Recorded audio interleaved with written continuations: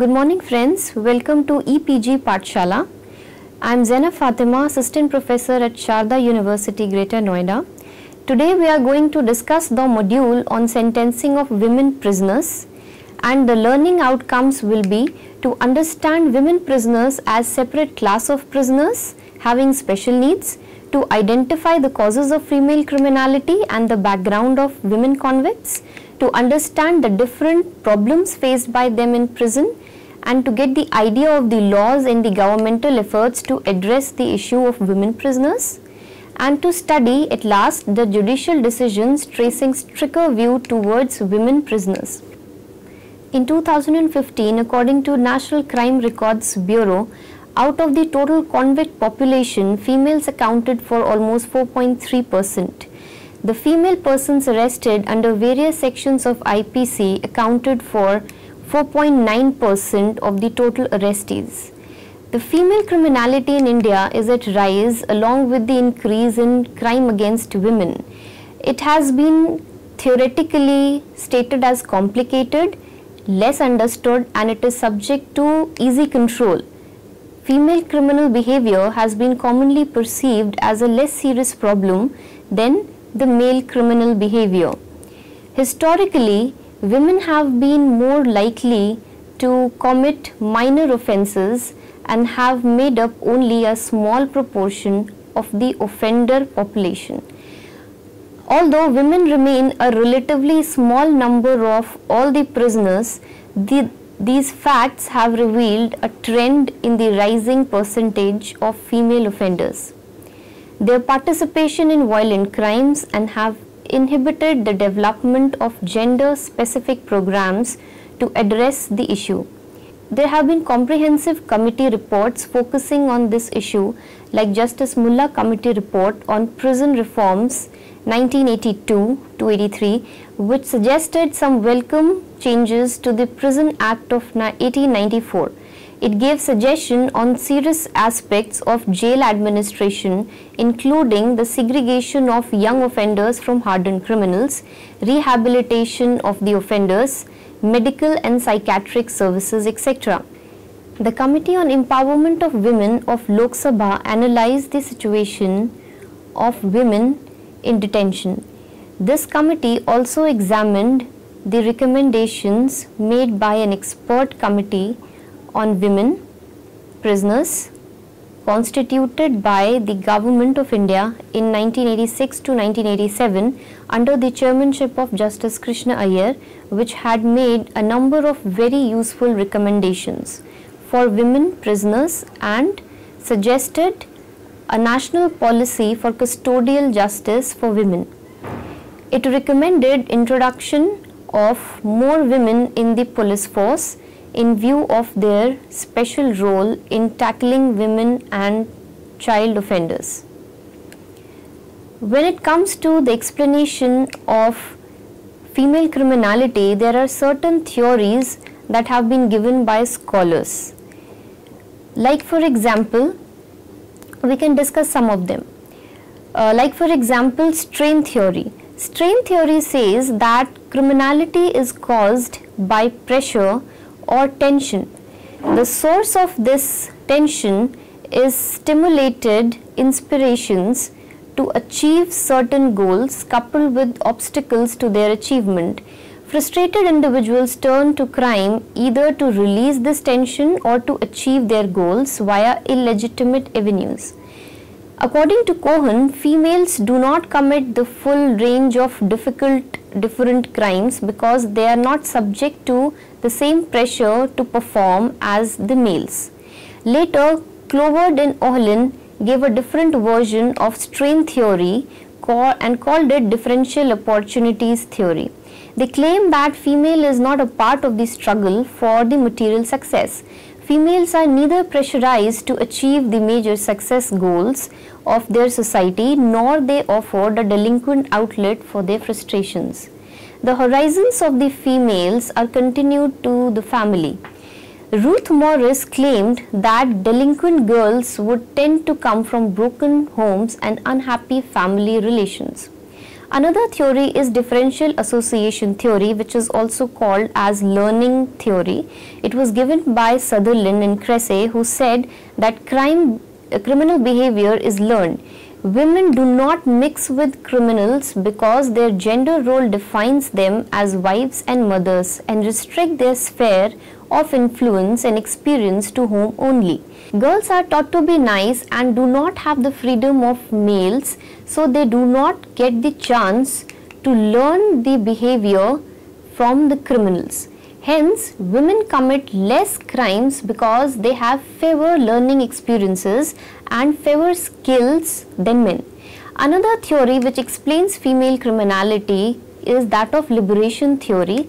The Frida Adler advanced the thesis that women's liberation is the cause of women being engaged more in violent crimes because it brought out women's competitive instincts. As women are more assertive now, they are more aggressive and more masculine.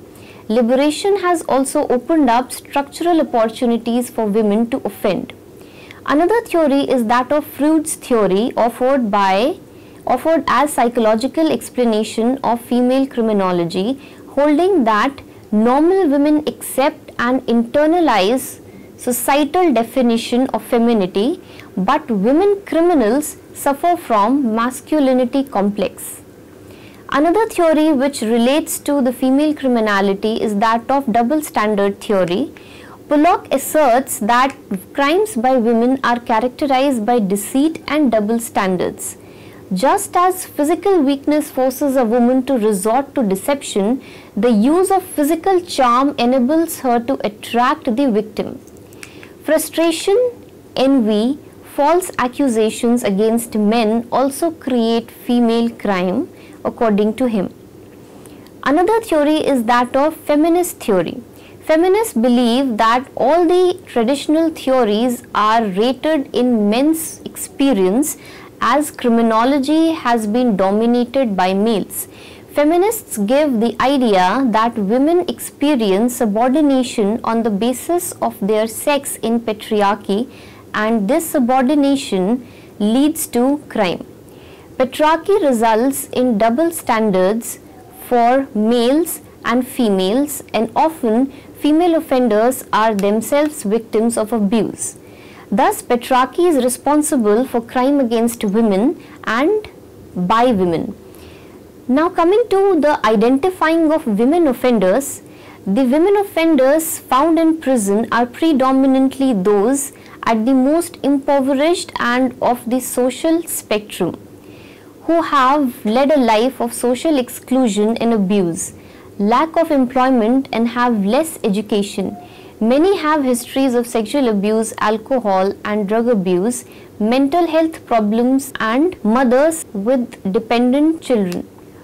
Robert Caldwell in 1956 observed that often poverty is related to crime and delinquency, domestic discord, housing, inadequate housing, education, and poor health, early employment of children, and the lack of training and opportunity leads to commission of offences.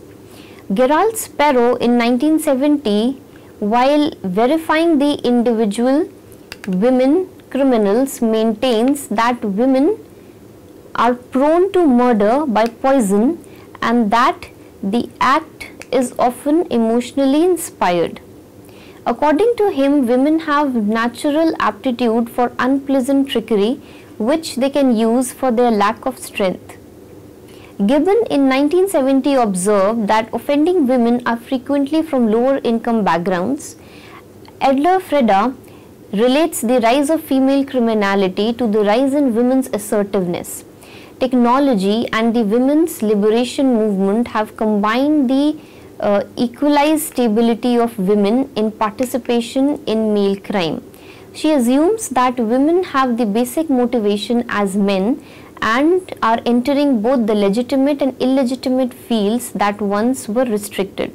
Elizabeth Wynne, in her study on criminals, found that women who live in less restrictive, more anonymous urban environments, who are more independent of the male protectors but more dependent on the labor market, and thus they are more subject to the vagaries of the industrial economy, are more likely to turn to crime.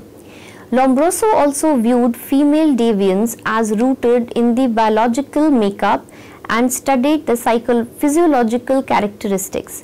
According to him, women are normally less sensitive to pain, less compassionate, and they are usually devoid of maternal affection, and in fact they are extremely masculine.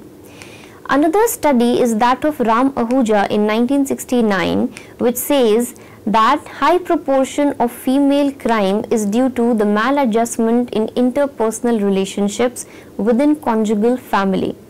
Tara Shastri also conducted specific study on female crime and said that 94% of the respondents came from families which were totally uneducated or partially educated. The majority of female convicts were found to belong to poor sections of society with either very low or no stable source of monthly income. It is pertinent next to discuss the problems of female offenders behind prisons. In every country of the world, women are a small minority of those who are incarcerated. As a result, they find themselves held in facilities and under conditions that at best have been poorly adapted for them from the male model, or at worst are the same as those for men. Women have very different needs from men. They have specific health needs for gynecological care, malnutrition, neglected medical care, pre and post birth in prison, vulnerability to sexual abuse and physical abuse. They are more likely to suffer from mental and emotional problems. They are more likely to be ostracized than men in the same situation when they try to return to their homes and communities. Sexual abuse is one of the major problems that women face inside the prisons. Sexual abuse and other forms of sexual violence in detention may be used to force them to confess, and they have to confess the offences which they have not been committed. In many countries, women are sexually abused and humiliated by law enforcement officials, including in prisons. Such abuse can range from humiliation to rape. Women who have been charged or convicted of offences against morality have been at particular risk. In a leading case of Sheila Barse versus State of Maharashtra, expressing serious concern about the safety and security of women in police lockups and prison, the Honorable Supreme Court directed that a woman judge should be appointed to carry out surprise visits to see that all the legal safeguards are being enforced, and issued various guidelines including female suspects must be kept in separate lockups under the supervision of female constables.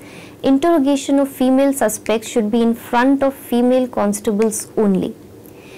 Another kind of abuse that they face behind prison is that of physical and mental health abuse. The harmful effects on mental health are increased many folds when women do not feel safe if they are supervised by the male staff and feel at risk. Their condition may become worse in prison due to the absence of adequate medical care and lack of hygiene, inadequate nutrition, and the overcrowding problem. In addition, all women have gender-specific medical requirements and need to have regular access to specialists in women's healthcare. Women in prison are also at risk for infectious diseases including HIV, TB, sexually transmitted diseases, and hepatitis B and C infections. Pregnancy and reproductive health needs are another neglected area of healthcare. Problems of pregnant women include lack of prenatal and postnatal care, inadequate education regarding childbirth and parenting, and little or no preparation for the mother's separation from the infant after delivery. In 2006, the Supreme Court of India, through the remarkable judgment of R.D. Upadhyay versus State of Andhra Pradesh, noted that more than 70% of the females inside prison are having children. It is pertinent to note that the atmosphere inside prison is not good for the upbringing of a child. That is why the court issued a number of guidelines for such women prisoners having children. Legal aid is another area which is maybe called as neglected one when it comes to female prisoners. Many women in criminal justice system are from poor and marginalized sections of the communities or from societies where education of women is not the norm due to the role imposed on the female gender based on religion, custom or stereotypical perception of women's position in society. Thus, a large number of women who are detained not only have the economic means to hire a lawyer, but they are very often illiterate and unaware of their legal rights. Vocational training and educational program is another area which is lacking behind in case of women prisoners. Unequal treatment towards female prisoner is a major problem as they do not have the same type of facilities as male prisoners such as vocational and educational training, jobs in prison, industries and others. The vocational training given to them in the form of embroidery, stitching, candle making, are neither sufficient for their economic independence nor the inmates show much interest in these activities. Moreover, there are virtually no special programs or incentives available for female inmates who are mentally challenged, handicapped or educationally disadvantaged or simply uninterested in vocational training. Now coming to the law dealing with the female prisoners, there are key human rights documents that are very clear in their statement of the intrinsic dignity and worth of the human person. Like Universal Declaration of Human Rights, Article 5 states that no one shall be subject to torture or cruel or inhuman degrading treatment or punishment. Further, the International Covenant on Civil and Political Rights under Article 10 states that all persons deprived of their liberty shall be treated with humanity and with respect for the inherent dignity of the human person. Similar wordings included in the European Convention on Human Rights and the African Charter on Human Rights and People's Rights and the Inter-American Convention on Human Rights. The first set of specific UN rules pertaining to women offenders and their children is the United Nations Rules for the Treatment of Women Prisoners and Non-Custodial Measures for Women Offenders, the Bangkok Rules of 2010. The Convention Against Torture and Other Cruel, Inhuman or Degrading Treatment or Punishment also clearly relevant to understand that detained people, especially females, they have the right to human right even inside the prisons. The standard particularly relevant to monitoring the treatment of women in prison include UN Standard Minimum Rules for the Treatment of Prisoners, European Convention for the Prevention of Torture and Inhuman or Degrading Treatment or Punishment, the UN Rule for the Protection of Juveniles Deprived of Their Liberty, the UN Minimum Rules for Non-Custodial Measures, the Code of Conduct for Law Enforcement Officials, the Body of Principles for the Protection of All Persons under any form of detention or imprisonment. This is important to be noted that prison is a state subject under the state list, that is list number 2 in the 7th schedule of the Constitution of India. That means that management and administration of prison falls exclusively in the domain of state governments and is governed by the Prison Act of 1894 and the prison manuals of the respective state governments. The Constitution of India contains various special provisions for the care, welfare, development of women and children, which are included in the fundamental rights available under Part 3 and the directive principles under Part 4, especially Article 14 and 15, which provides for equality and non-discrimination on the basis of sex. The Indian Supreme Court has been active in responding to the human right violations in Indian jails and has in process recognized a number of rights of prisoners by interpreting Articles 21, 19, 22, 32, 37 and 39A in a positive and humanistic way. The sentencing procedure established under the Code of Criminal Procedure provides for broad discretionary sentencing powers to the judges. The Indian Penal Code describes only the minimum punishments or the maximum punishments for the offences, and the judge is free to exercise wide discretion within the statutory limits. There are no statutory guidelines to regulate the discretion. Therefore, in practice, there is much variance in the matter of sentencing. The Malimat Committee report recommended that pregnant women or women with children below 7 years of age should, instead of sending to prison, be sent to the house arrest. Further, when a woman who is pregnant or has a child below 7 years is sentenced to any term of imprisonment, a provision should be made to give effect to that sentence by directing that she shall remain under house arrest during that period. It was further recommended that similar provision should be made in respect of such women who are remanded to judicial custody. The Law Commission of India further suggested that women should be exempted from the bar imposed by Section 433A CRPC in the interest of the justice and can be safely taken without any great risk to security.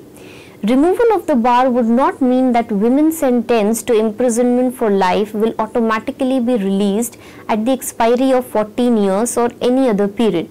It would only mean that the power of the appropriate government to grant remission on the merits under Section 432 or 433 of CRPC would become exercisable. Types of crimes which are committed by women in India varies from rioting to theft to even outraging the modesty of women. Currently, India does not have any structured sentencing guidelines that have been issued either by the legislature or by the judiciary. In March 2003, the Committee on Reforms of Criminal Justice System, popularly known as Malimat Committee, issued a report that emphasized that there is a need to introduce sentencing guidelines in order to minimize uncertainty in awarding sentences. In 2008, the Committee on Draft National Policy on Criminal Justice, popularly known as the Madhav Menon Committee, reasserted the need for statutory sentencing guidelines. In 2008, the Supreme Court in State of Punjab versus Prem Sagar and other noted the absence of judiciary-driven guidelines in Indian criminal justice system. Again in 2013, the Supreme Court in the case of Suman versus State of Kerala also observed the absence of structured guidelines. In Prabhu Lal and others versus State of Rajasthan 2001, 2 women along with 5 other men were convicted under the Narcotic Drugs and Psychotropic Substances Act, and they were sentenced to undergo 10 years of imprisonment with a fine of ₹1 lakh. In Ashok Kumar versus State of Delhi Administration 1996, the allegation against the accused was that she was having an illicit relationship with the co-accused and killed her husband in the room of a hotel by striking him with a stone. The Supreme Court held the view that she was rightly convicted of the offence under Section 302 of IPC, as the chain of circumstances fully established the guilt of the accused. However, on the point of the sentence, the Apex Court observed that the act of striking the deceased with the handy stone and causing the death cannot be said to be so cruel, unusual or heinous which would warrant death penalty. Therefore, the court commuted the death sentence of the prisoner, of the appellant, to that of the life imprisonment. In 2015, 11 women and a man have been convicted and sentenced to 2 years imprisonment for assaulting a 22-year-old woman.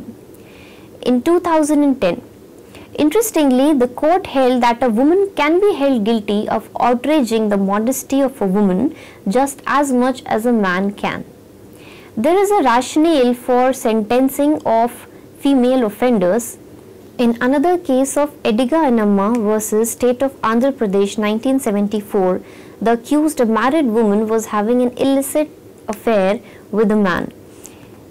Then she discovered that he was having another affair with another woman who was married and had a child.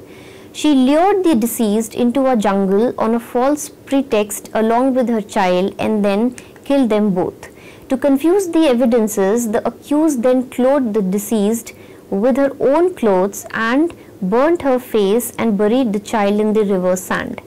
The appellant was convicted and sentenced for murder. The court commuted the death sentence to the life imprisonment by citing factors like age, gender, socioeconomic background and psychic compulsions of the accused. Another case to be noted is that of Ilaben versus State of Gujarat 1993, where a woman aged about 36 years was convicted for murder of her own husband. It was urged on her behalf that she got a young son outside jail and there was nobody to look after him. The trial of the case was likely to take a very long time and the child would suffer if she was not released on bail.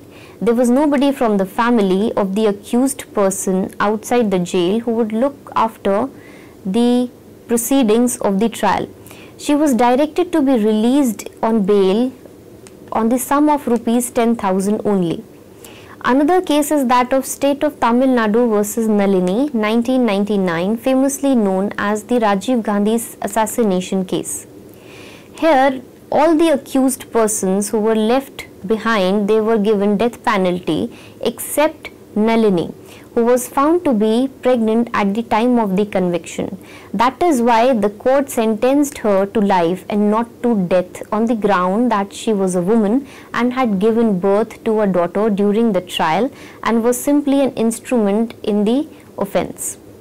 Another case is that of Tamil Mani versus State 1997, where the accused girl was unable to bear the beating given to her brother and stabbed the deceased by a knife at the spur of the moment.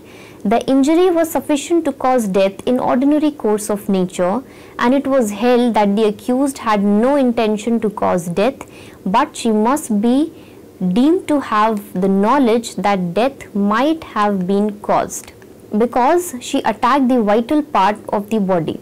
But due to her womanhood, her conviction under Section 302 IPC was altered to one under Section 304 Part 2 of the IPC, and the period already undergone was also minused. Recently, in 2017, in case of State of Himachal Pradesh versus Nirmala Devi, here with the common intention with her co-accused, there was a woman who intoxicated the complainant, the victim, and tried to commit theft of currency notes, and in the process she also attempted to kill the victim. The trial court awarded simple imprisonment of 2 years, and it was pleaded before the court that respondent is a lady and further that she had 3 minor sons. The High Court, setting aside the imprisonment part of the sentencing and modifying the sentence to that of a fine of rupees 30,000 only, observed that in certain Supreme Court judgments, gender is taken as a relevant circumstance while fixing the quantum of sentence. It would depend on the circumstances of each case that how a case should be treated. The hard and fast rule cannot be laid down.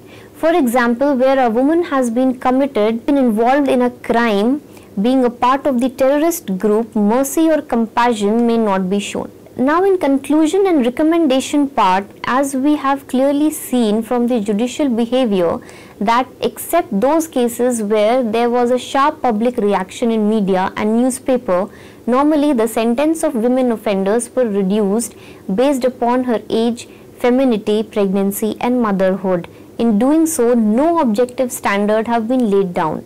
It gives an impression that in awarding and confirming punishments, a lot depends up to the personal perception on the judge.